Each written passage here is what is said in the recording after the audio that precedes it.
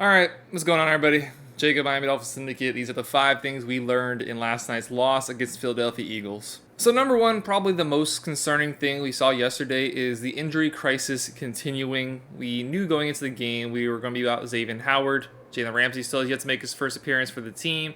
Down Teron Armstead, Devon Achane, just down a bunch of players across the board, both sides of the ball, and that just got added to with Kendall Lamb, or is it Isaiah Wynn rather, going down. Javon Holland got hurt. David Long got hurt, and it gets to a point where you're playing just so many backups that it's really hard to compete, especially when going against a good team with the Philadelphia Eagles. I'm not the type to really sit back and make excuses, just like with the Bills game. Hey, we lost. We lost to, at the time, the better team on the road up in Buffalo, and yesterday we lost to the better team up on the road in Philadelphia.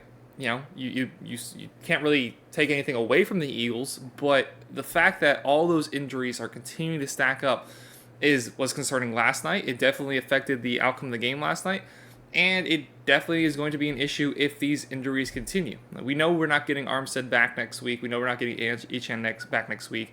We'll see what's up with David Long. He couldn't pass concussion protocol and come back into the game. Thankfully, Javon Holland did. Might have to go through some more reevaluation throughout the week. We'll see what's up with Isaiah Wynn. He hurt his ankle, and those big boys have a hard time if their mobility is stunted in any way due to an ankle injury. That could cause him to miss some time. So a offensive line which has already significantly had to shift around is likely going to continue to have to do so due to all these injuries. Connor Williams, we'll see when he gets back, but I mean, this injury bug that we're going through right now is absolutely horrible. It's killing this team. Jalen Waddle going down with his back injury. We'll see what ends up happening with him. I mean, you just look across the board, guys getting beat up. I don't want to make that as an excuse as to why we lost, but it clearly impacted the team last night. Number two, one of the positives, Tyreek Hill is looking like the team MVP. Now, whether he's going to be the league MVP or not, we'll have to wait and see. Right now, as of today, that looks like that's going to be Lamar Jackson, but again, got to sit back and see. 11 catches, 88 yards, and a touchdown. He was one of the bright spots. We'll get to the other bright spot later on yesterday. Always open. It was a shock to see him drop that touchdown. Thankfully, it didn't matter with the pick six that we got a couple plays later. But potentially could have had 2 touchdowns, could have had 12 catches, over 100 yards receiving. This guy has been everything to this Miami Dolphins offense. Not to take away from what Tua has done to the team this year, but without Tyreek Hill, there's no way this offense operates anywhere near to the strength that it has up until this point. I was on the fence. I leaned Tyreek Hill as a team MVP last week, but it's absolutely certain in my mind that if it were to come down to between those two to win MVP at the end of the season, it would be given to him. He's getting closer to that 1,000 yards mark. He came to the game just over 800 yesterday, so he's probably just over 900 now. So likelihood is, if not the Patriots game, definitely playing against his former team, the Kansas City Chiefs over in Germany. He will be above that 1,000 yards mark. He's so fun to watch, so electric, so quick. Just get the ball in his hands, and he's going to do something dangerous. So number 3, the narratives about this team are starting to switch in the media, which is something that we know they love to do. So try to pay it no mind all the negative publicity the Dolphins are going to be getting this week, because that is their job, and that's what they're going to do. They build us up, talk about how amazing this offense is, talk about how it's one of the greatest offenses of NFL history, talk about the speed, talk about the weapons, talk about how Tua is so much more improved this year than he was in previous years, talk about how Mike McDaniel's arguably the best offensive coach in the league. Give all these positive compliments, talk about all the steam up into the team, just to, as soon as we see some room for questioning, just immediately tear them back down. So you'll see narratives like we're not good enough to beat good teams.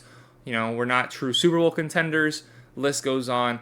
That is what the media does. They love building you up just to tear you back down. Obviously, I was disappointed by the loss yesterday, just like every single time we lose. But I didn't think, in retrospect, that was a game that we expected to lose. When you're looking at the calendar in the beginning of the season, probably that Bills game we expected to be a loss, and then this game we expected to be a loss, and then we continue to move on with the rest of the schedule. We expected those two teams to beat us, and they did. So nothing has really changed in my mind about my outlook for the season. But, the media narratives, they see that we lost. They see our 2 losses are against good teams. Our 2 wins are against teams that coming into yesterday had only won 5 games.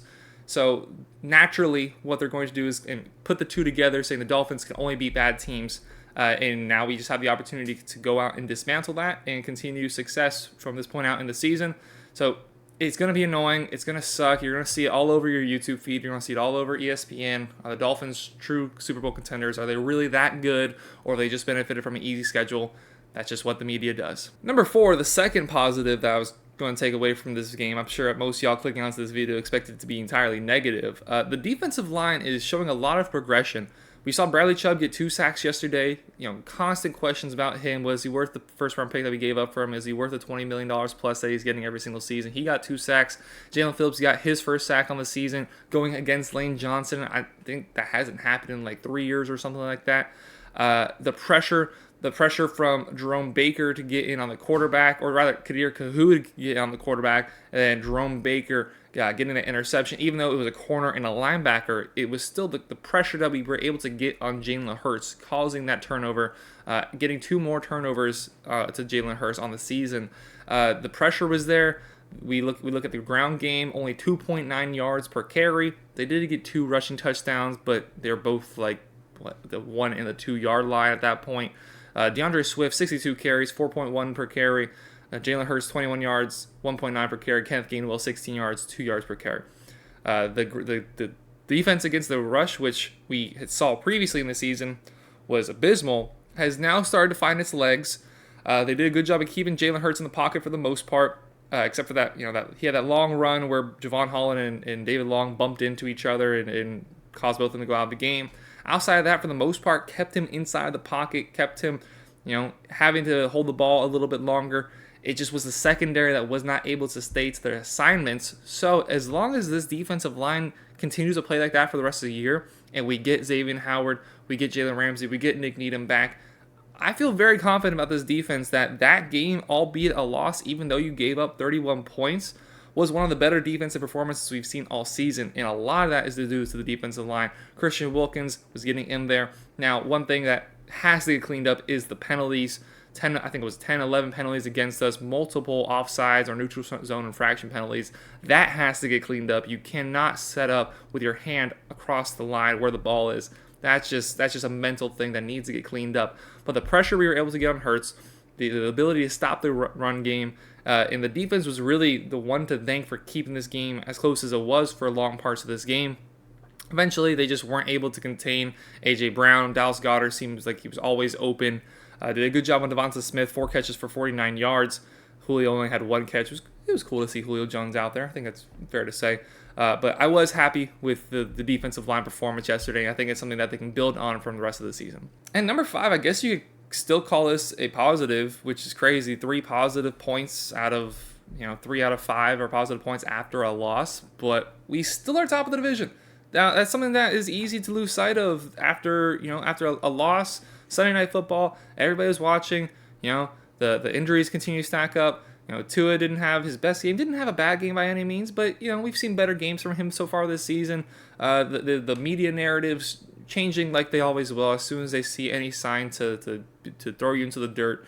There was a lot of stuff like the penalties. There's a lot of stuff yesterday that you could take away being negative, but all that being said, you can write up as many negative narratives as you want. We are still in first place.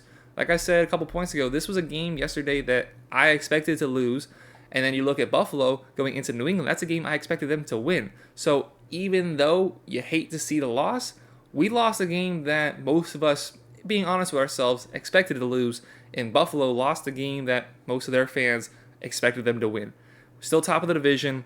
I didn't check to see where we are in terms of the standings, but leading the division means if you finish top of the division at the end of the season, you get yourself that home playoff game, which it's been years since we've seen a home playoff game in Hard Rock Stadium, so that'll be a positive sight. We have the Patriots at home. Now, we did see them just take care of the Buffalo Bills, but we've already beaten them once this year up in New England on prime time.